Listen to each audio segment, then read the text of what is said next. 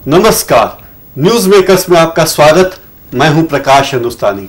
आज इस कार्यक्रम में हमारे खास मेहमान हैं स्वामी ओमानंद जी। आपका स्वागत है हमारे स्टूडियो में। गुरुदेव हरिओम। अभी आप जर्मनी से लौटे हैं इंटरनेशनल योग फेस्टिवल में भाग लेके। जर्मनी के लोग इंटरनेशनल फेस्टिवल कर रहे हैं योग पर और हम नहीं करते, ऐसा क्यों? बड़ी विडंबना है भारत की, जहां से योग आरंभ हुआ वही आज अपनी पहचान ढूंढ रहा है। जो स्वयं पिता होकर अपने पुत्र को, अपनी संतानों को नहीं पहचान पा रहा, संतान की शक्ति को नहीं पहचान पा रहा, वह हाईजैक हो गई।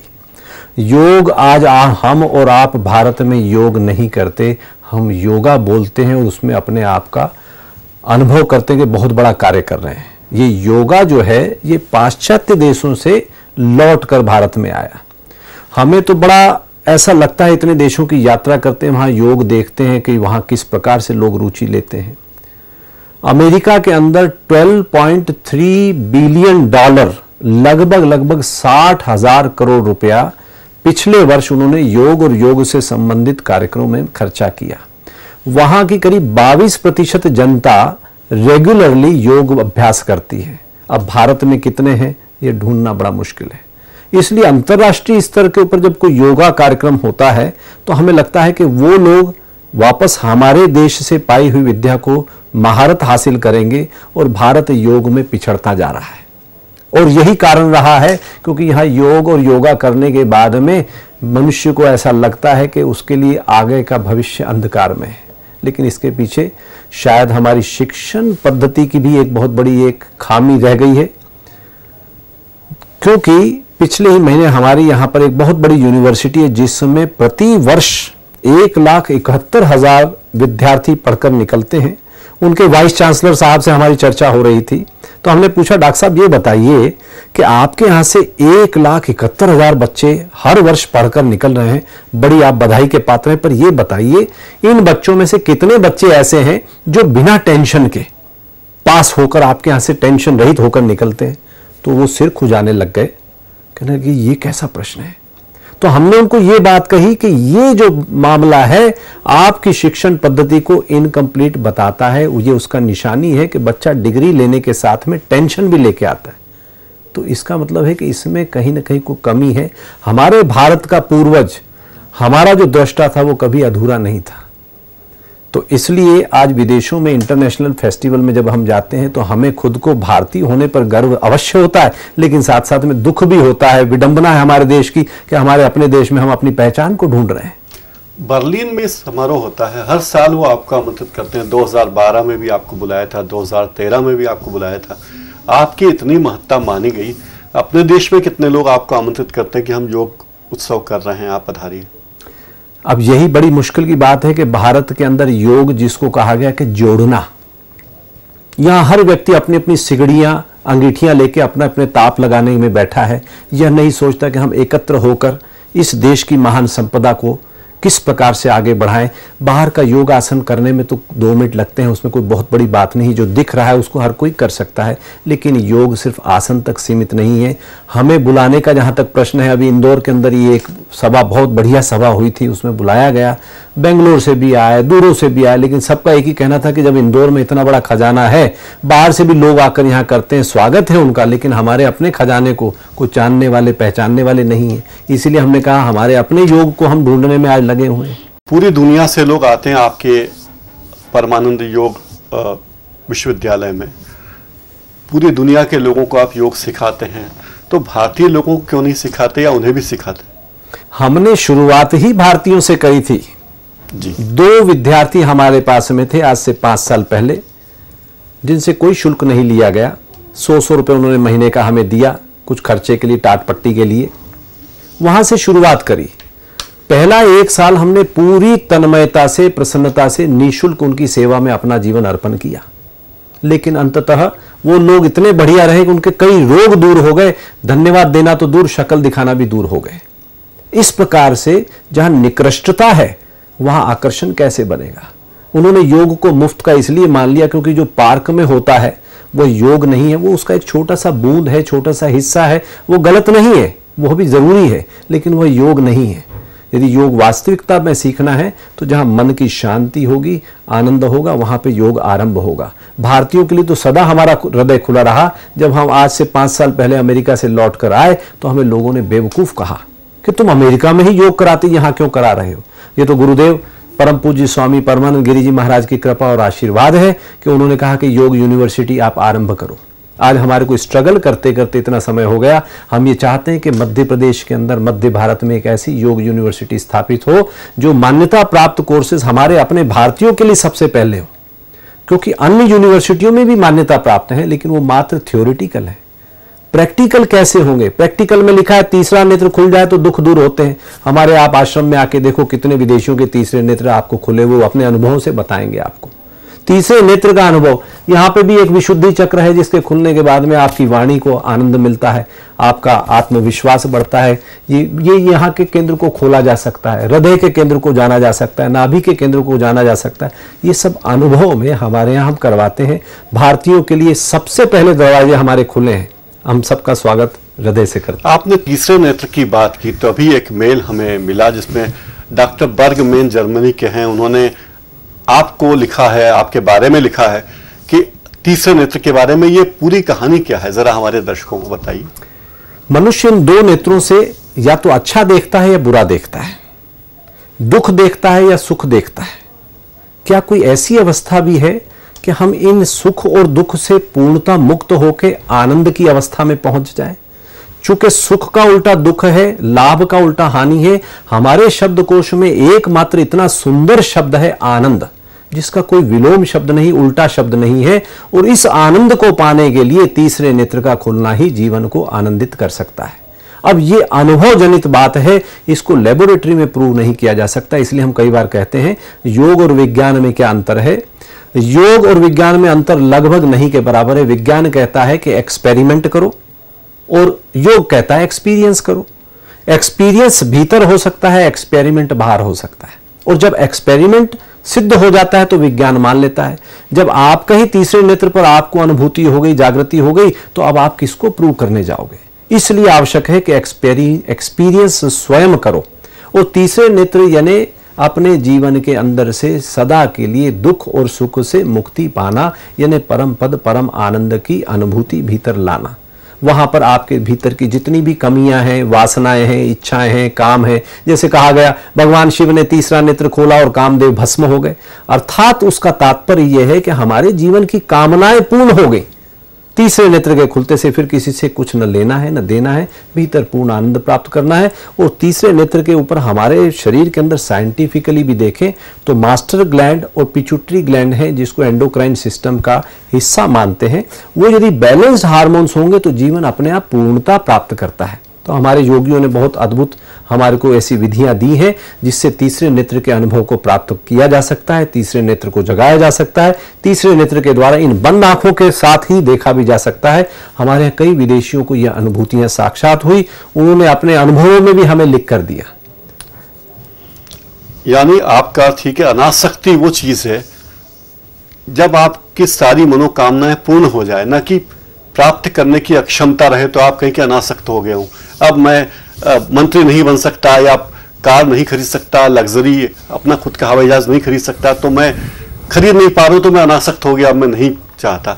इसके बजाय कि हमें कोई ऐसी लालसा ना हो, ये है इसका आशय। इसमें एक बात बड़ी अच्छी आपने कही प्रकाश जी कि क्षमा क्षोभती उस भुजंग को जिसके पास गरल हो।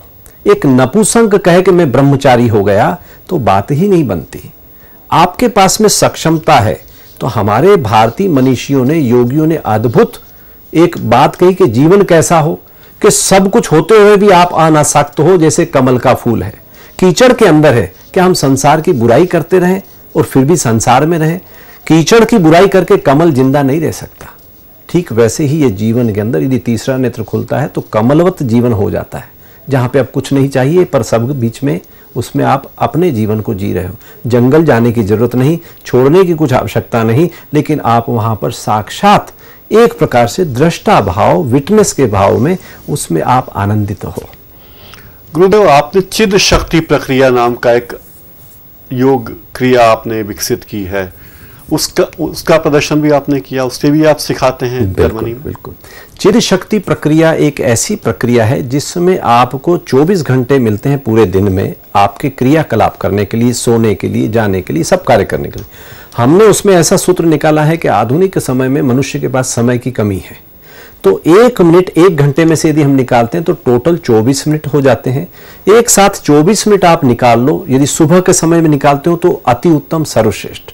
उसमें आपके 5 शरीर योग विज्ञान कहता है, 5 शरीरों को आप जागृत कर दो और उस चिद शक्ति के साथ में एकाकार हो जाओ। उसके बाद में कुछ पाना शेष नहीं, संपूर्णता भीतर आ जाती है, कोई प्रश्न नहीं बचते और जीवन की कई प्रकार की लाभ और क्वालिटीज आती हैं।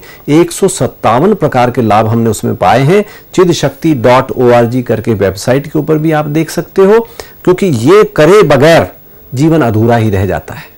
तो वह एक ऐसा फार्मूला परम पूज्य गुरुदेव स्वामी परमानंद गिरि जी महाराज की कृपा से हम सबको प्राप्त हुआ है। वो अपने जीवन में हम सब विदेशियों को कहते हैं, आज लगभग 52 देशों में चिद शक्ति प्रक्रिया का कार्यक्रम चल रहा है और हमारे भारत में भी कहीं कहीं कोई कुछ लोग कर रहे हैं। आप सब भी आकर उसको सीखें, क्योंकि एक ऐसा फार्मूला है जिसमें जीवन जागृत होता है, जीवंतता मिलती है। गुरुदेव, आपने शुरू किया है इंदौर में परमानंद योग विश्वविद्यालय का काम, कहाँ तक पहुंचा है ये आपका ये काम? हमारी सरकार, मध्य प्रदेश की सरकार तो तमाम विश्वविद्यालयों को, मेदांता विश्व यूनिवर्सिटी हो या नरसिंह मोंजी हो, तमाम लोगों को बुला बुला कर हाथ जोड़ जोड़ कर ज़मीनें दे रही कि आप हमारे यहाँ आइए, इंदौर का उद्धार कीजिए, इंदौर में अपना विश्वविद्यालय खोलिए।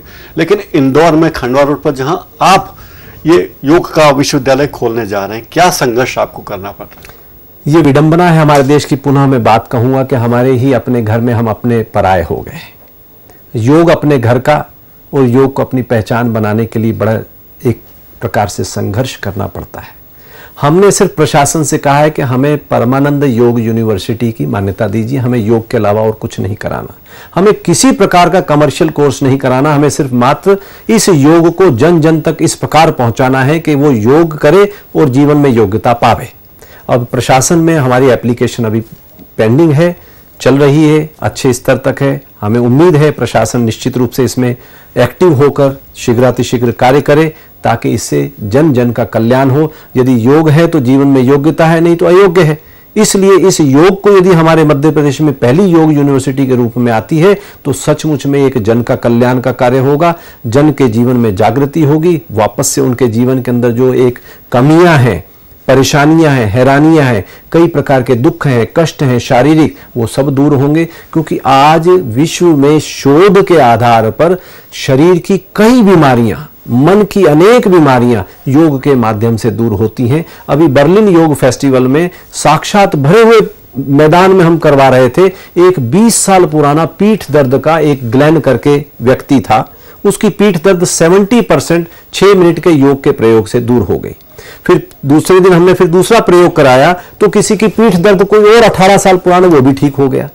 इस प्रकार से ये कई इसमें ऐसे सूक्ष्म प्रयोग होते हैं जो योगा थेरेपी के अंतर्गत आते हैं। तो ये वाले कोर्सेस अभी कोई करवाता नहीं है।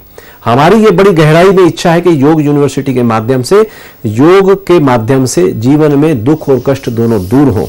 अभी हम हमारे योगा यूनिवर्सिटी के कैंपस में भी योग के कुछ प्रोग्राम करवाने की प्लानिंग कर रहे हैं कि वहां पर आए लोग योगा के, जो हमने हॉस्पिटल का वहां इनॉग्रेशन किया है, योगा थेरेपी द्वारा अपने दुखों को और कष्टों को भी दूर करें। लेकिन इसके साथ साथ में प्रशासन से भी हमारा अनुरोध पुनः होता है, हर एंगल से, हर पॉइंट से हम चाहते हैं कि प्रशासन इसको शीघ्र पूर्ण करके आगे बढ़ाए।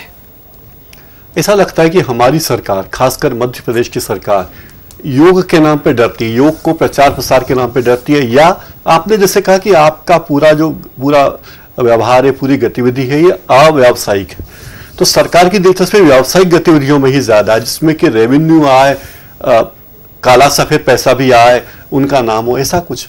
अब वो एक ऐसा पक्ष है जहां पर हम ज्यादा कुछ कहना इसलिए नहीं चाहते क्योंकि हम उसमें अलिप्त ही रहें तो ज्यादा अच्छा है। क्योंकि जिस भाव से, जिस दशा से हम अपना कार्य करना चाहते हैं, ये जन कल्याण का है। जिस दिन जन कल्याण के कार्य में भी हमें काला सफेद के ऊपर चर्चा करनी पड़ जाए तो समझो कि ये जीवन में हमारे अपना जीवन तो खराब किया ही किया, जो साथ में दूसरे हैं। क्योंकि विदेशों के अंदर हम इतना रहे, वहां इस प्रकार की कोई चर्चाएं नहीं करता, वो जो बोलते हैं वही करते हैं। हमारे यहाँ बोलते कुछ है, होता कुछ है। क्योंकि पीछे किसी के उसमें क्या भाव है, उनकी क्या इच्छा है, जैसे आपने व्यावसायिक या गैर व्यावसायिक के बीच में भेद करना चाहा है, या हमारे इसमें नोट है या वोट है, या नोट है या वोट है नहीं है, तो इस यूनिवर्सिटी के आने में उनको लाभ है या नहीं है, ये तो वो जाने। लेकिन जन साधारण को निश्चित रूप से, अनेक रूप से, हर रूप से, हर एंगल से लाभ ही लाभ है, इसमें उनको हानि नहीं हो सकती। मॉडर्न मेडिकल साइंस में खर्चा करने के बाद भी साइड इफेक्ट निश्चित है। कल रात की ही बात है, एक माताजी 8 दिन से तड़फ रही थी, हाथ पैर नहीं हिला पा रही थी, घुटना मुश्किल से कोई टच करे तो बोले ओ गए, खत्म हो गए। कुछ थोड़ी सी यौगिक क्रिया, हम हॉस्पिटल में गए, थोड़ी सी यौगिक क्रियाएं कराई, रात को 10:15 बजे हमें फोन आया, गुरुजी बहुत बहुत आपका आभार, अपने आप ही माताजी, हमें पता भी नहीं था, उठकर सहारे से बाथरूम से होकर आ गई। 8 दिन से जो बिस्तर पर तड़फ रही हो, वो अपने आप सिर्फ योगा थेरेपी के माध्यम से जा सकती हैं।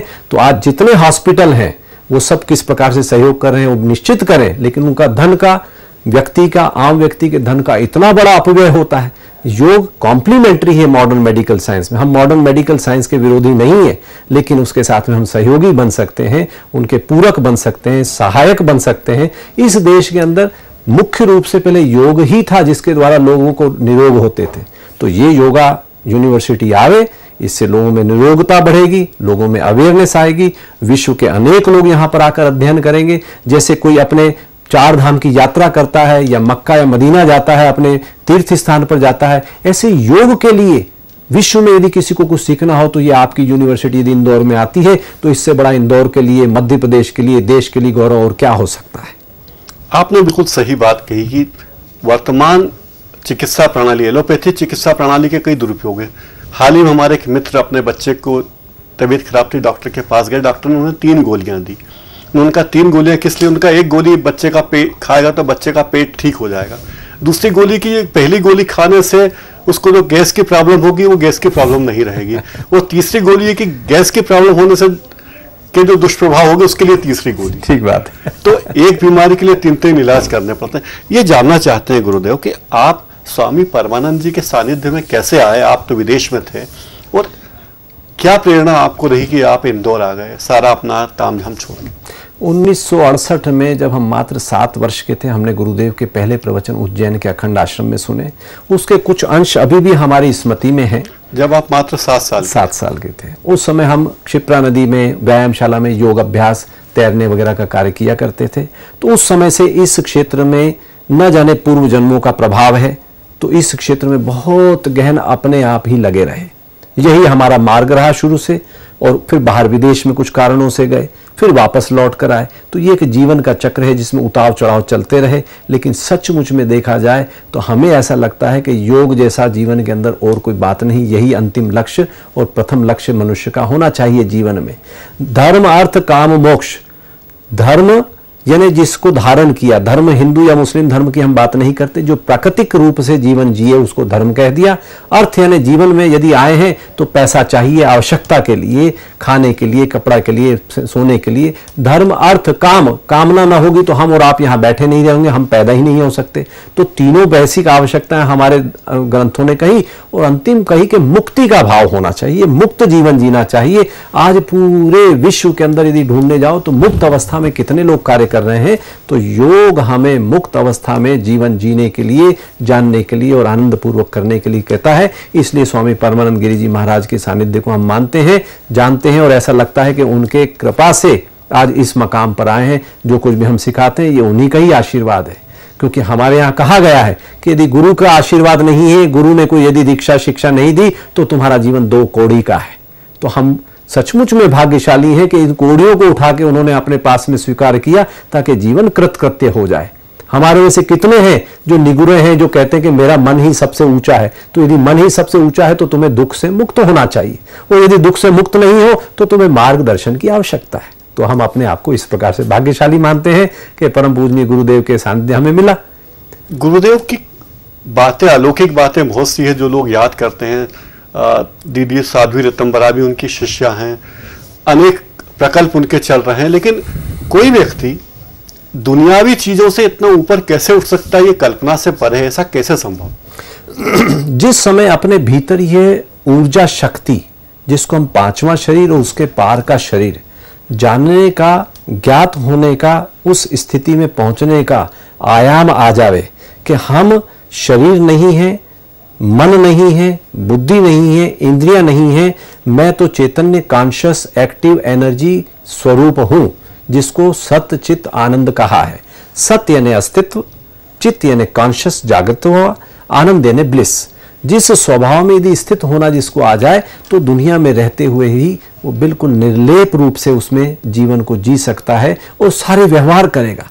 इसलिए हम कहते हैं कि योग करने के बाद में, अर्जुन ने योग सीखने के बाद में उसने इस देश के ऊपर राज्य किया और एक अच्छे शासक के रूप में राज्य किया।